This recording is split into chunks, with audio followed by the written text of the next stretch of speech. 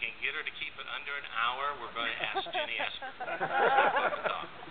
Ladies and gentlemen, Jenny played here in 2001 to 2004. She was the GLVC Player of the Year in 2002, GLVC Scholar Athlete for softball in 2002, Horizon Academic All-American in 2003, COSIDA Academic All-American in 2004, three-time GLVC Softball Scholar Athlete of the Year, the prestigious Richard F. Sharp Paragon Award provided to the best academic and athlete in the GLVC in 2004. She holds a career record in batting average at .395, runs scored 166. She earned a postgraduate scholarship in 2004, and she was inducted in the GLVC Hall of Fame in 2010. She represents what Scholar Athlete is all about. Jenny Esker.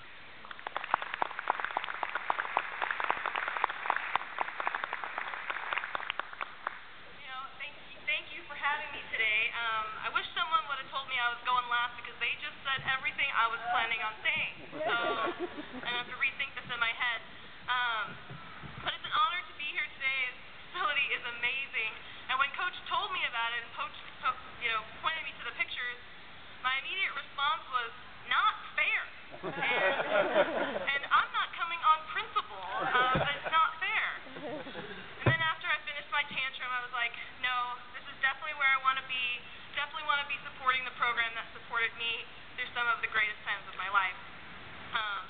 So about 12 years ago, I tried out for the softball team here at SIUE, and once I got on the team, I knew I was playing with some of the best players ever.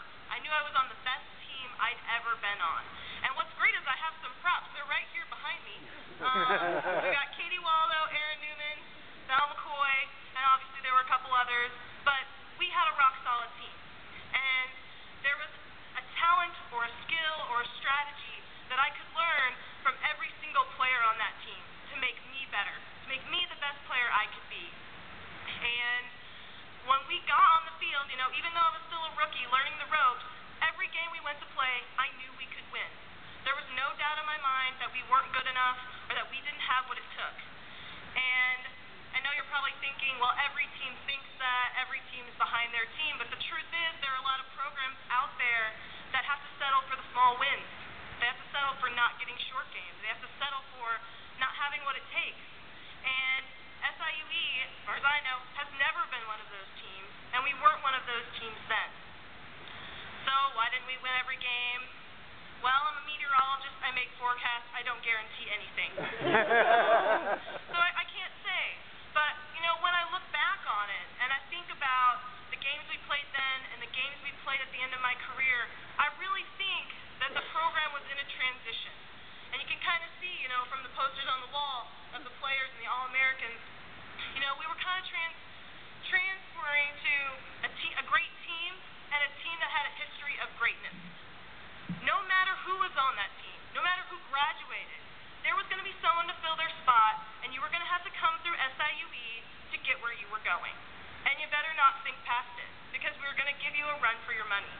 And it was a really exciting program and team to be a part of that history. Now, we didn't win regionals my freshman year. Actually, we didn't win regionals the whole time I was here. But we were there. And we won 2 conference championships. And we went from hoping we were going to go to regionals to knowing we were going to regionals. In the off-season, we routinely pummeled Division I teams, including SIU Carbondale, which was so fun. And we had plenty of all-conference, all-regional, and all-American players to go on that roster of all the accomplishments we had. Since then, we've had still a number of accomplishments, including the ultimate NCAA Division II national champion. Okay, everybody, come on.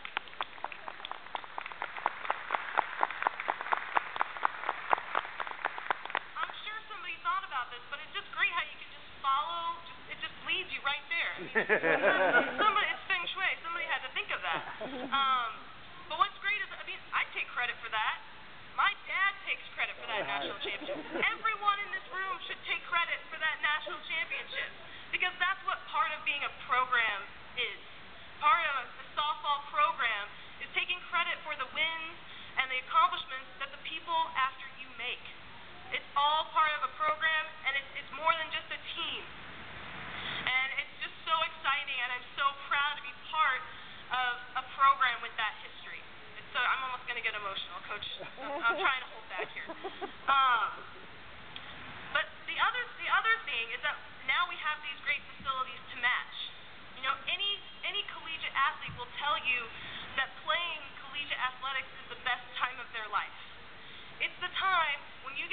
on a skill that you were given to play a game that you love.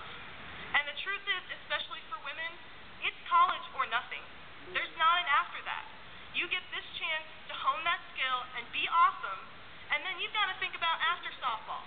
And you don't get to hit anything as hard as you hit a softball after softball. I can tell you that.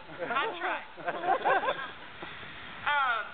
So it's just, it's a great time. But it's also a time when you're trying to do two things at once. Because you're trying to hone your skills, maximize what you've been given, and also focus on school and make those skills that you're going to need happen. And anything you can do to streamline that process is important. No collegiate athlete that doesn't, if you don't have time management, you're not going to make it. It's about balance and time management, and that's the end of the line. So I remember thinking when we got the locker room, this is awesome. This is great.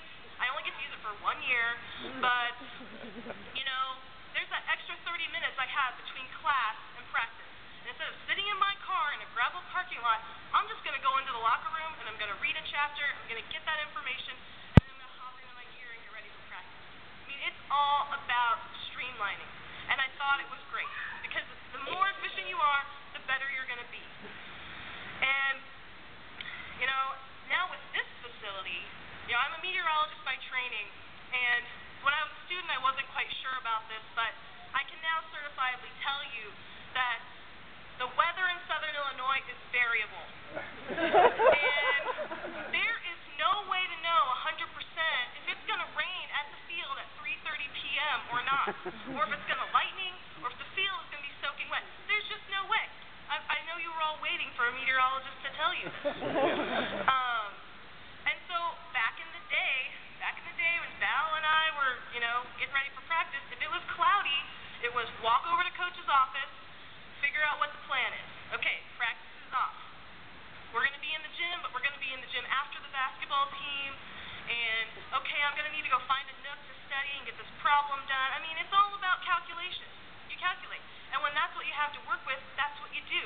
Because it's important to you. You want to maximize your athletics and you want to maximize your school. But the truth is, what they've been saying, if you want to be a Division I team, you've got to streamline. Anything you can do for your athletes, you do for their school as well. So this facility is amazing. I mean, it's fantastic. And actually, Coach told me I was going to get to hit something while I was here, and those cages are not ready. So I think she lied to me. I'm a little bit upset.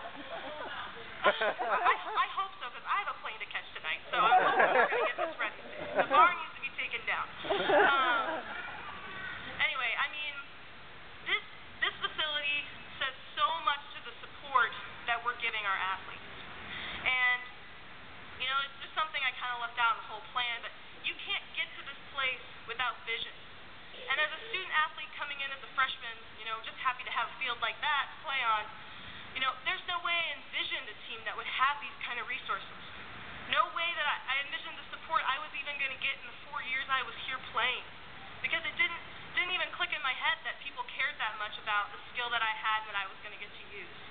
And it's awesome that Cindy Jones and our athletic department with Brad and Coach had that vision to make that happen for their student athletes. So let's just...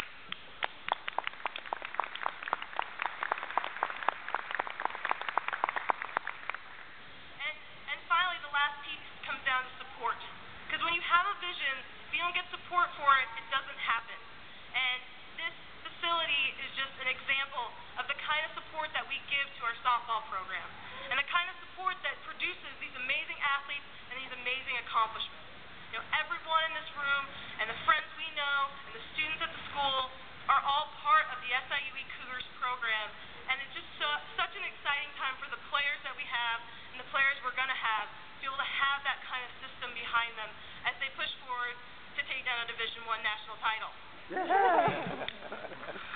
So it's really exciting to be here. I'm really glad I got to come because I'm so proud to be a part of the history here, and I'm so looking forward to what we're going to do in the